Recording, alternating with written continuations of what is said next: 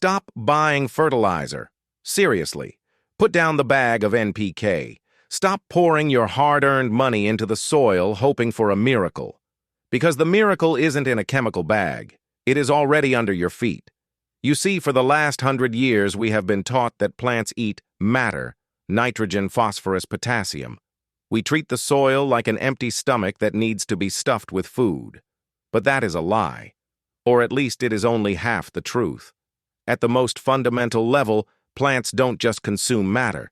They consume energy. They crave electrons. What if I told you that in 1840, a forgotten inventor discovered that the Earth itself is a giant, limitless battery? He didn't use it to grow tomatoes. He used it to run an electric clock. And for decades, that clock ticked perfectly without a wind-up, without a plug, powered solely by 2 pieces of metal buried in the dirt. Now imagine taking that same infinite energy principle and plugging it into your vegetable garden. Imagine doubling the growth rate of your crops not by adding more chemicals, but by simply increasing the voltage of your soil. It sounds like magic, but it is just lost physics. It is called the Earth battery. But I have to stop you right there. Before you run out to the garage and start burying scrap metal in your garden beds, you need to hear a critical warning. This is electrochemistry, not a hobby project. If you connect the wrong 2 metals, you will not create a battery. You will create a toxic waste dump. Instead of stimulating growth, you will trigger a reverse electrolysis reaction that pumps invisible heavy metals straight into the roots of your lettuce and spinach. You won't taste it, but you will be slowly poisoning your family with every salad you eat. Do not click away, because if you get the combination right, you unlock a free energy source that lasts for 20 years. But if you get it wrong, you destroy your soil forever. By the end of this video, I will give you the golden pair formula, the only 2 metals that are safe to use, and the precise north-south alignment rule to harness the Earth's magnetic flow correctly. This is the secret that fertilizer companies have spent a century trying to bury. Welcome to Reclaimed Nature. To understand this technology, we have to rewind the clock. Not just any clock, but a very specific one in the workshop of a Scottish inventor named Alexander Bain. The year is 1841. The Victorian era is obsessed with steam engines and coal. But Bain is looking down at the damp soil of the British countryside. He had a theory. He believed that the moisture in the earth was not just water, it was an electrolyte, just like the acid inside a modern car battery. He took a plate of zinc and a plate of copper. He buried them in the ground a few feet apart and connected them with a wire. Instantly, a needle jumped. He had generated a steady current of about 1 volt. It wasn't a lightning bolt. It was a whisper of energy. But it was constant. It never slept. It never ran out. He used this earth battery to power his invention, the first electric pendulum clock. And later he used it to send telegraph signals across miles of land. Think about that. The first instant messages in human history were powered by dirt. But while Bain was focused on clocks, other curious minds began to notice something strange happening around the batteries. Farmers and experimenters who buried these wires in their fields noticed that the grass grew greener over the lines. The vegetables planted near the metal plates were twice the size of those in the next row. They were immune to pests. They laughed at droughts. It seemed that this earth current was doing something to the plants that manure and compost could not do. It was waking them up. But here is the paradox. If we had a technology in the 1840s that could generate free energy and double crop yields without costing a penny in recurring fees, why isn't it the standard today? Why are we buying sacks of blue crystals instead of burying copper wires? Did the physics stop working? Did the earth run out of charge? No. The battery is still there. The problem is that a new player entered the game, and they didn't want you to have free energy. They wanted you to have a subscription. So if the earth battery works, who killed it? To find the killer, follow the money. In the early 20th century, specifically around 1913, two German chemists named Fritz Haber and Karl Bosch changed the world. They figured out how to pull nitrogen out of thin air and turn it into ammonia. Suddenly, we could mass-produce synthetic fertilizer. It was a miracle for feeding a growing population, yes. But it was also the birth of a massive addictive business model. Think about it from a CEO's perspective. If I sell you an earth battery system, a few copper rods, and some zinc plates, you install it once. It works for 20, maybe 30 years. The copper doesn't disappear. The energy is free. I make a profit once, and then I never see you again. That is a terrible business model for Wall Street. But fertilizer is perfect. You buy a bag in the spring. You use it up. The rain washes it away. The soil gets depleted. So you come back in the fall to buy another bag, and another, and another. It is a subscription service for survival. The chemical industry waged a war on the old ways.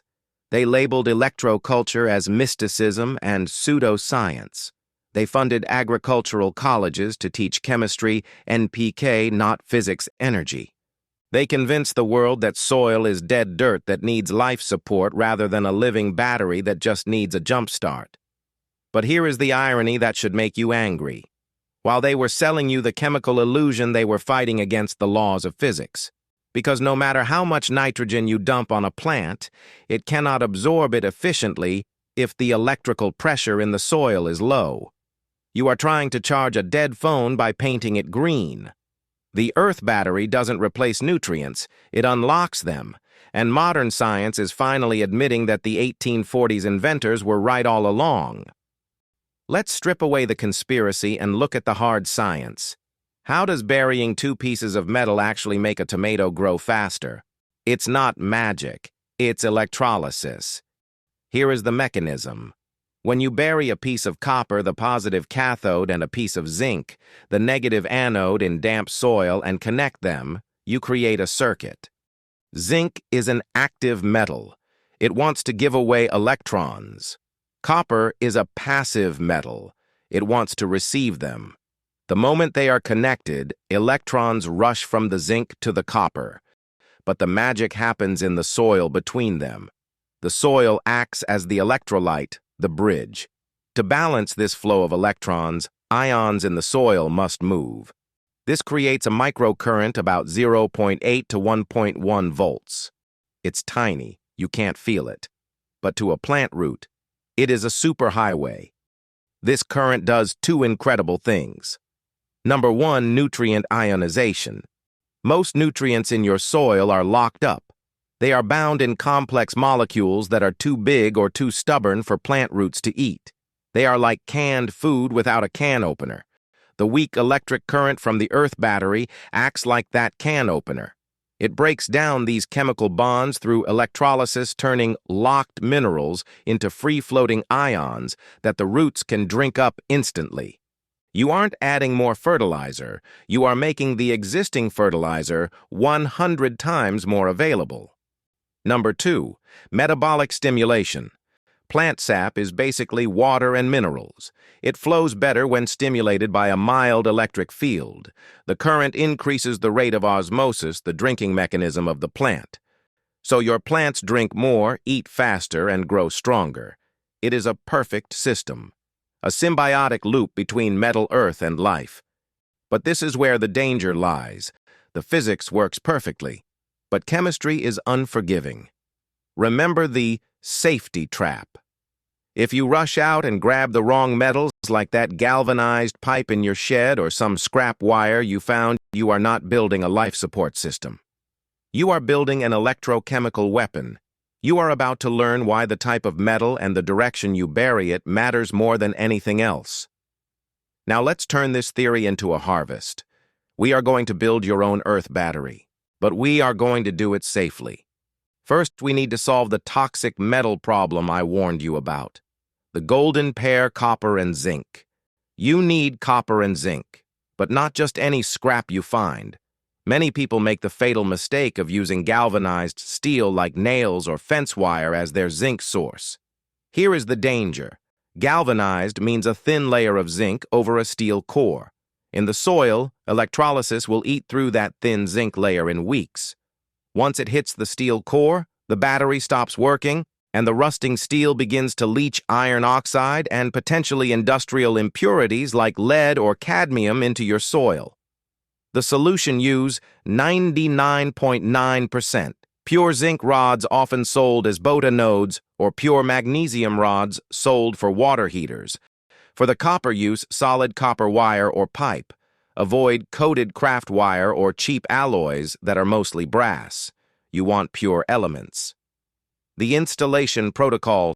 Step 1. The alignment. Alexander Bain knew that the Earth has its own magnetic flow. To work with the planet, not against it, align your system north to south. Place your zinc or magnesium rod at the north end of your garden bed. Place your copper rod at the south end. This alignment taps into the telluric currents that naturally flow through the Earth's crust. Step 2. The connection. Bury the metals deep. Get them into the moist soil layer, not the dry topsoil. The moisture is your electrolyte. Connect the two rods above ground with a copper wire. Pro tip: run this connecting wire through the air or along a trellis. Do not bury the connecting wire itself, or you short-circuit the battery. The current must travel through the soil to close the loop. Step 3. The antenna effect. For an extra boost, some growers wrap the connecting wire around a wooden dowel to create a coil. This acts like an antenna, picking up atmospheric energy, Schumann resonances, and funneling it into the circuit. It turns your garden bed into a receiver for natural energy. Step 4. The safety distance. Don't overdo it. One battery setup is enough for a standard 4x8-foot raised bed. If you put too much voltage, too many batteries in a small pot, you can actually shock the roots and stunt growth. More is not always better. When you install this system, you are doing something revolutionary. You are stepping out of the consumer cycle. You are telling the fertilizer companies that you don't need their subscription service anymore. You are not just growing food, you are tapping into the invisible pulse of the planet. The Earth battery proves that nature provides everything we need: energy, nutrition, growth, if we just learn the language of physics instead of the language of commerce. So go find some copper, find some zinc, and plug your garden back into the Earth. Watch your plants wake up, watch them thrive, and realize that the best energy source in the world has been under your feet the whole time. I'm the architect of reclaimed nature. Build your grid, reclaim your power, and I'll see you in the next harvest.